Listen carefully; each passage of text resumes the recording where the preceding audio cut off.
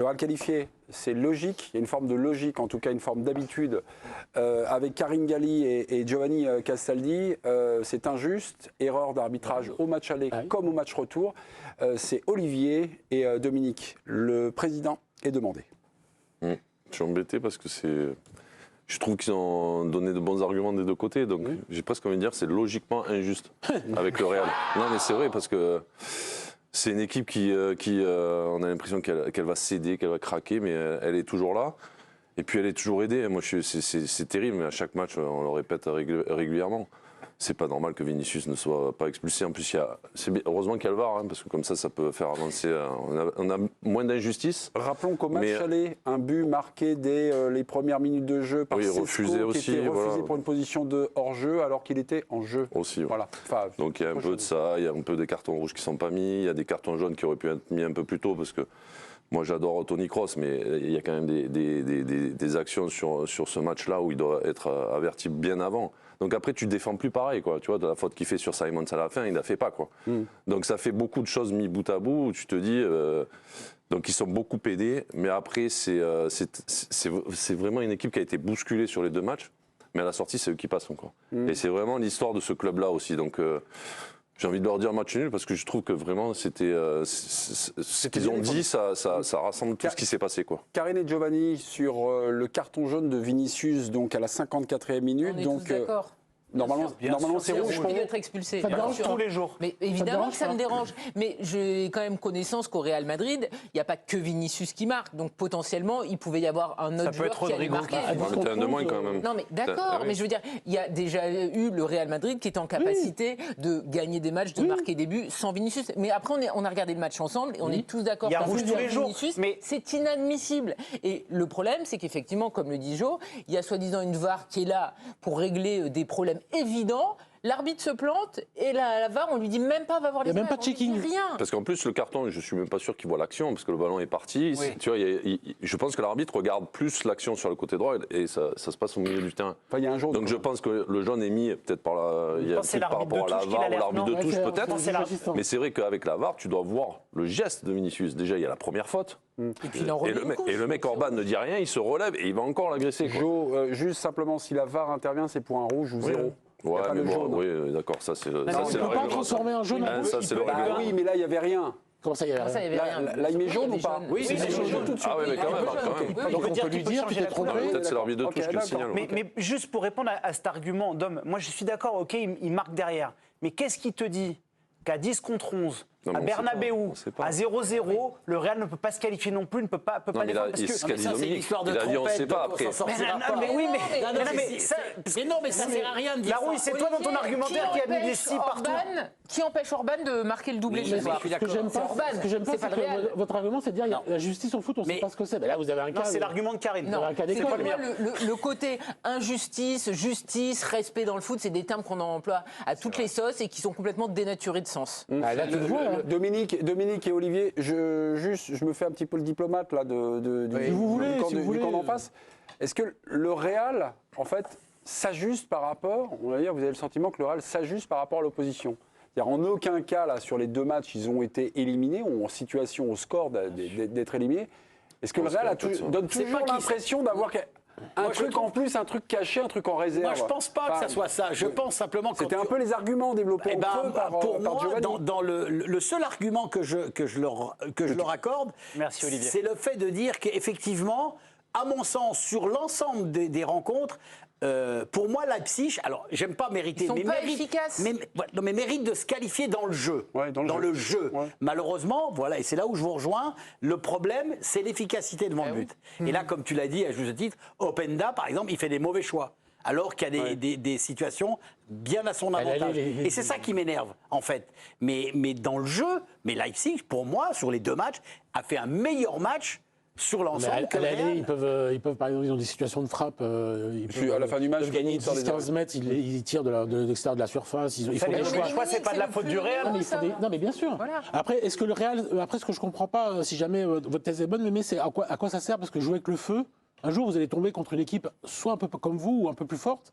Donc le Real va finir par être sorti. Mais moi, je suis d'accord avec Mémé. Je trouve qu'il s'ajuste. Il s'ajuste par rapport à mais un jour, tu ne pourras pas. Non, mais Sauf c'est-à-dire quand c'est que... trop fort comme City l'an passé, où là, ils se font massacrer. Pardon, Jo, vas-y. Non, allez-y. Allez-y, Jo. Non, mais je disais ça, parce que moi je pense qu'ils s'ajustent aussi. Ils ne sont pas dans la meilleure forme physique, je pense. Oui. Et que par rapport à l'adversité, par rapport. Peut-être que Leipzig, si Leipzig avait mené 1-0, tu ne vois plus le même Real. Pour moi, hein. Après, peut-être je me trompe, peut-être qu'ils sont au taquet, qu'ils essayent de faire au mieux. C'est pour ça, quand tu dis injuste, moi, ça me rend fou. Tu vois, c'est pas que ça me rend fou, mais ça m'énerve. Non, mais quand tu vois la dernière action, les biceps se contractent. Non, mais quand la barre, oui. Quand tu vois la dernière action, c'est vrai que techniquement, il joue parfaitement le coup, il fait son contrôle. Tu me rappelais le but d'Alain Giresse qui avait marqué en finale de Coupe de France, il y a longtemps. Mais en tout cas, le geste, il est beau. Mais ça manque juste de...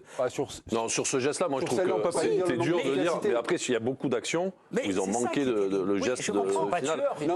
Sur celle-là, la barre transversale d'Olmo, on ne peut pas lui reprocher son manque d'efficacité. L'inspiration, elle est géniale. Mais c'est un truc où il est vraiment improvise quelque chose qui sort du catalogue. C'est génial. C'est pas la frappe d'Openda quelques minutes auparavant où il ne cadre pas. Non, mais il y a 9 arrêts de Lumine au match aller. Il a un geste technique qui est parfait. Tu vois, il n'est pas parfait parce qu'elle n'est pas au fond. Mais tu te rends compte comment ça... C'est à ce moment-là du match, c'est superbe ce qu'il fait. Mais j'aimerais juste me servir des arguments de Dominique sur le côté. Un jour, quand tu t'ajustes, tu es à touche-touche ou égal et tu perds. Je dis juste que tout le monde le sait. Dans cette Ligue des Champions, si tu es un peu à côté du Real, que tu n'arrives pas à les achever, tu es mort. City, il y a 2 ans, ils auraient dû les punir. Ils n'ont pas été efficaces. Et il y a cette fin de match totalement folle avec Rodrigo. Comment ? Ils ont été efficaces, ce City. Non, mais l'année d'après. Et ils étaient. C'est quand Rodrigo met les 2 buts à la fin. Ouais, exactement. Non, mais c'est un truc. Oui. Non, mais je pense que. Je pense qu'ils pouvaient mettre plus d'écart. Je pense il y a 2-3 occasions de Grealish notamment où c'est Courtois qui fait des arrêts exceptionnels aussi. C'est vrai, mais l'an passé, quand City était largement au-dessus, quand tu es vraiment au-dessus, que tu fais pas jeu égal, tu peux les exploser, mais il faut rien leur laisser. Et Leipzig, je suis désolé, sur les 2 matchs, c'est une bonne équipe, ils proposent des choses, mais c'est trop naïf, c'est trop tendre pour une équipe contre le Real Madrid. Mais ce qui m'intéresse, c'est quand Jo dit si jamais Leipzig marque en premier, peut-être qu'on voit une sorte de révolte du Real. Oui, c'est ce qu'on voit très souvent. Qui se met à jouer à un foot complètement différent. C'est ça que moi j'ai du mal. Dominique, mais c'est la réalité. On le voit aussi en Liga. Parfois, ils arrivent à être menés et puis il y a la machine Real qui s'enclenche. Ils ont quand même cette capacité à réagir quand ils sont un peu piqués, qui est quand même une des fondations même du Real. C'est un mode rouleau compresseur. Et ils se sont fait avoir par l'arbitrage ce week-end quand même. Alors ça a été. J'ai vu ça. Pourquoi vous dites non, apparemment ils se sont fait avoir. J'ai vu ça, mais j'ai pas vu les actions. Ils ne se sont pas fait avoir. C'est une révolution. L'arbitre peut arrêter le jeu. Non, quand il y a une phase offensive, tu la laisses terminer. Mais ça, c'est toi qui l'inventes. Mais bien sûr. Mais c'est toi qui l'inventes ça. Ça n'existe pas. C'est injuste ce que tu fais, Karine. C'est très injuste. Et à la mi-temps, il fait exactement la même erreur pour l'adversaire. Non, c'est pas une erreur. Il a le droit d'arrêter le jeu quand il veut. C'est ça qu'il faut comprendre. Et d'ailleurs, quand vous voyez son attitude, il siffle. J'ai regardé le match, il se retourne, il s'occupe pas de ce qui se passe derrière lui, l'arbitre. Après, là, on était en Liga, là. Tu peux refaire le demi-tour. Non, laissez-moi tranquille. De dos, c'est magnifique. Ce que je voudrais juste, c'est remettre le match si à la place de Leipzig, c'est un club français. Je voudrais leur poser la même question. Ok. Non, mais si c'est un club français, vous dites, tout le monde dit que c'est un scandale en fait. Mais non. Si c'est sur le match aller, sur le match retour. Mais même si c'est Lens ou Paris. Si ce soir c'est Lens ou Paris. Non, si c'est Lens, c'est un club sympa, tu vois. Un club qu'on aime bien. Pas du tout, même Paris. Parce que Paris, même si c'est le PSG ce soir face au Real, avec le même match aller et retour à la place de Leipzig, tout le monde dit que c'est un scandale. Mais tout le monde en France dirait que c'est un scandale. C'est un bon argument. Par exemple, sur la double confrontation avec la faute de Benzema sur Donnarumma, le Paris Saint-Germain a été meilleur, mais il n'y avait qu'un avantage de 2 buts. Tu te remets en situation parce que tu joues dangereusement de relancer le Real et derrière tu te fais punir. Oui, mais on a parlé de la faute aussi. On a parlé de la faute. On parle de Real Leipzig et regardez, on parle de Real Leipzig. On va donner la parole à Alexis Menuge, notre correspondant en Allemagne. Le Real donc qualifié, ou alors, je veux dire, Leipzig éliminé, est-ce logique ou injuste? On prend le pouls avec vous en Allemagne. Qu'est-ce qui se raconte chez vous sur ce match-là? Bonsoir, Alexis. Déjà, bonsoir Mémé, bonsoir à tous et à tous. L'ambassade d'Allemagne aimerait recruter Johan Mikou, tellement il prône bien le foot allemand. Franchement, c'est tellement beau et émouvant. C'est top qui continue. Parce que c'est vrai, si ça ça aurait été Lens ou Rennes ce soir qui aurait joué contre le Real Madrid, qui aurait été si proche de l'exploit, qu'est-ce qu'on n'aurait pas entendu? Je pense que l'équipe du soir aurait été prolongée jusqu'à 4h, 5h du matin. Ce serait devenu historique. Et comme c'est juste un club allemand, bon, bah voilà, le Real passe logiquement, tout va bien. En tout cas, les acteurs de Leipzig sont hors d'eux. Alors, c'est vrai que d'un côté, ils ne peuvent s'en prendre qu'à eux-mêmes parce que déjà, Loïs Openda a, je crois, 4 ou 5 occasions très franches qu'il doit mettre, mais qu'il ne pense qu'à lui et qui fait finalement un match assez calamiteux. Mais sinon, Toni Kroos doit prendre 2 cartons rouges, puisqu'il fait 2 fautes, mais grossières n'est même pas le mot, tellement c'est scandaleux ce qu'il fait. Et puis Vinicius, bien sûr, on ne va pas en rajouter, mais lui aussi doit être expulsé. Donc on crie encore au scandale, parce qu'on connaît ce bonus arbitral légendaire du Real en Ligue des Champions, et que maintenant, pourquoi le Real ne serait pas champion d'Europe? Voilà, il reste encore 5 matchs, et on se rappellera peut-être pas en France de ce match de ce 6 mars 2024. En Allemagne, on ne va pas l'oublier de sitôt.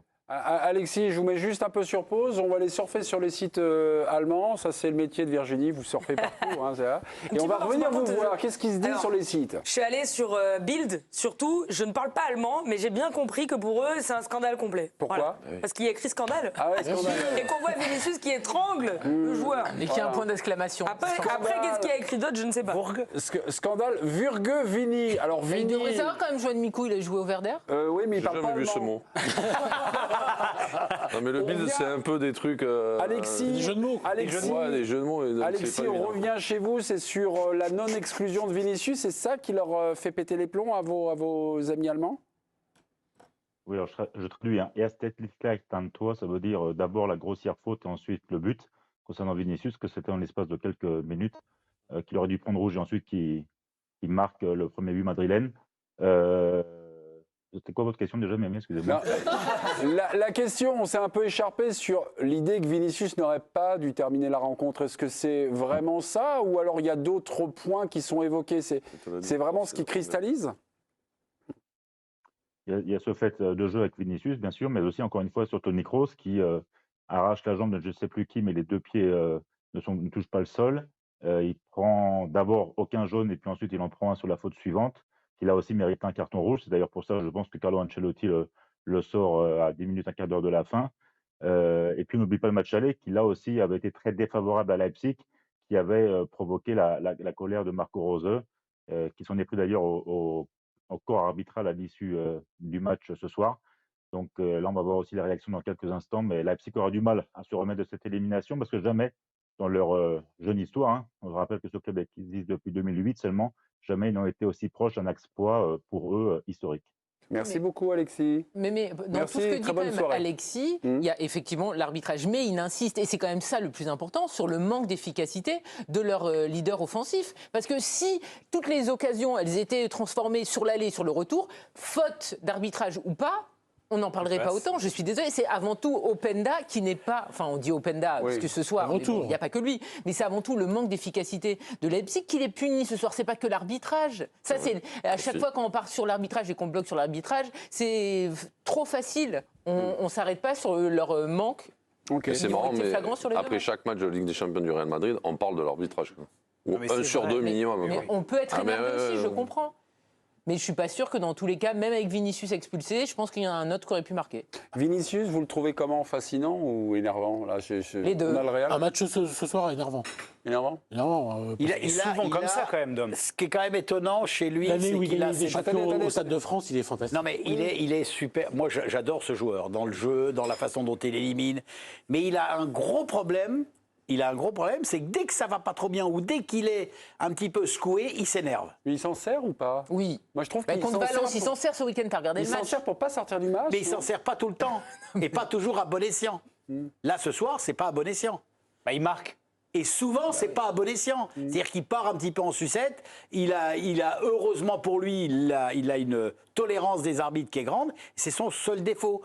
Moi, je trouve. Non, mais j'ai l'impression qu'il sert un peu du complot pour leur booster. Ah, non, mais après, ça c'est. Il se nourrit.